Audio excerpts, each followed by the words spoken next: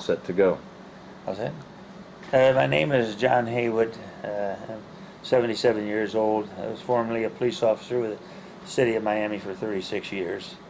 And the matter at hand is, I understand that the photographer in this case is an investigator, and he's interested in a case involving a man by the name of Walter Stathers. He was also a police officer from the city of Coral Gables that was killed some years back. I escapes my memory now, but I know it was a long time, and it was just before Christmas time. The incident occurred right in the immediate vicinity of the Anthony Abram home, and at that particular time that I received the information on it, it was a hot item. Naturally, being a policeman, any other policeman who gets injured or gets killed or murdered, why, it becomes focused as a *1 primary objective to find out who the hell did it. And that was somewhat this matter at hand with Stathers. I received the information that morning when I went to work that a Coral Gables cop had been killed, and I had previously been always very, very close with Coral Gables and working hand in glove with them on varying and sundry matters. So I immediately made contact with, at that particular time he was assistant chief of detectives, we call him Red Magoo, and we discussed the matter and the facts that they had at that time, even though it was premature to come up with any major items to focus on. Everybody was still somewhat in a state of shock. But subsequent to that, after the notoriety and everything kind of died down, I began to work on the case to see if I could find out any information.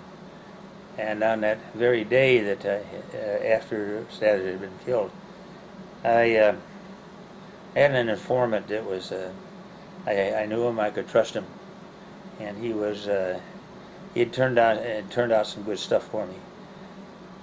He was a Fagin, sort of an individual, black man, and he preyed on the young. The young would bring him stuff to sell, buying, receiving, concealing. He'd give him the money for it, like a nickel on a dollar worth on the stuff, and then Bubba had his means of getting rid of it. I went to Bubba, and Bubba was very, very streetwise. Everybody knew him. This was a small town, and everybody knew him, and he knew everybody else down there. So I knew that he, some word would cross his path. He had a little filling station at that particular time he was operating on Dixie Highway, down right near Lejeune Road, was where the station was. And so I contacted Bubba that morning about noontime. I laid some facts out to Bubba, what I had known, that I had in my knowledge.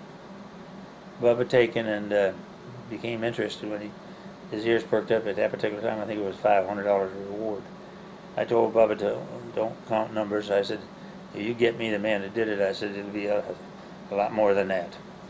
So Bubba said, I'll see what I can do.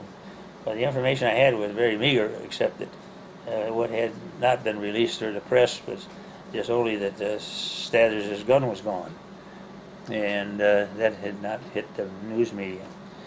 So I described the gun to him and told him he'll identify it as a police officer's gun because it was all fancy down up with the plastic grips, and everybody, it was an eye catcher. So I said whoever got it got him, and he might have shot him with his own damn gun. So I said I gave him the facts about what I had of knowledge, my knowledge at the time of the incident, and the fact that there was late at night and there was a bicycle involved, and Stathers in all probability had stopped them, and during a routine questioning why an altercation took place in which Stathers lost his life. As I indicated, this was about 10 o'clock in the morning when I talked to Bubba.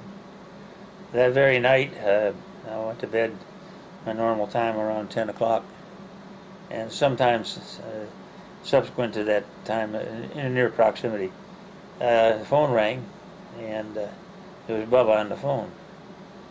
And I told Bubba, I said, Bubba, before we talk, I said, let me wash my face and come to a minute. I said, He said, well, what I got is important. I said, well, okay. He said, I just seen that gun.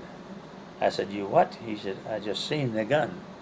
And he said, Jackson got the gun. He said, and I got some numbers here. Well, I had not furnished Bubba with the serial numbers of the weapon. And in fact, at the time I talked with Bubba, I didn't even have them. But I had received information as to that item, which looked for on the street or in the pawn shops and stuff. Bubba read off the numbers. I got up out of bed and I went to my folder, and they were, lo and behold, they were the same damn numbers. I double checked them with Bubba and told Bubba, I said, Bubba, by any means, I said, I don't care about the cost. If you have to pay $500 for the damn gun, I want the gun. Get the gun for me, okay?